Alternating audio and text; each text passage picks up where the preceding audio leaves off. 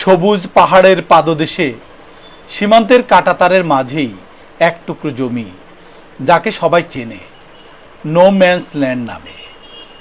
বন্ধুরা, এখানেই হয়ে গেল এক আবেগঘন দৃশ্য। আজকে আমরা সেই দৃশ্যটি দেখব।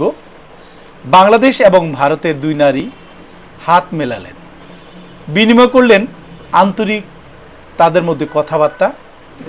দুদেশের ভাষা আলাদা, সংস্কৃতি আলাদা, পোশাক আলাদা, সব কিছু থাকা সত্ত্বেও এই ছোট্ট জায়গাটিতে মিলেমিশে গেল তাদের হাসি, ভালোবাসা আর মানবিকতার বার্তা।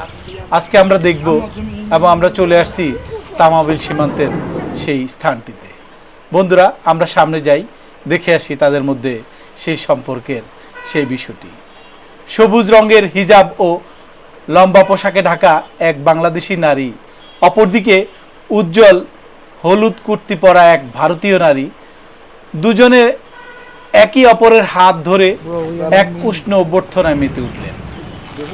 সীমান্ত প্রহরীর চোখে কঠোর শৃঙ্খলা থাকলেও তাদের এই মানবিক মুহূর্ত ছিল নিখাদ আনন্দের ছোঁয়া। কথোপকথনের মাঝে উঠে এলো এক পারিবারিক গল্প, সন্তানদের ভবিষ্যৎ নিয়ে আশা এবং দুই দেশের বন্ধুত্বের স্বপ্ন। নো ম্যানস ল্যান্ড এমন দৃশ্য খুব দেখা যায় না। সীমান্তের কোলাহল, পাহারাদারদের সতর্ক দৃষ্টি আর কাঁটাতারের বেড়ার মাঝে যেন কিছুক্ষণের জন্য হারিয়ে গেল সব বিভেদ। মনে হলো এই যেন দুই দেশের রাজনৈতিক সীমান্ত পেরিয়ে হৃদয়ের সীমানায় পৌঁছে যায়। এই ছবিটি শুধু একটি হাত মেলানোর দৃশ্য নয়, বরং দু জাতির মানুষের হৃদয় মিলানোর প্রতীক। এটি প্রমাণ করে ভালোবাসা, সহানুভূতি আর মানবিক সম্পর্কের কোনো সীমানা নেই। ভাষা আলাদা হতে পারে, দেশ আলাদা হতে পারে, কিন্তু হৃদয়ের ভাষা সবখানেই এক।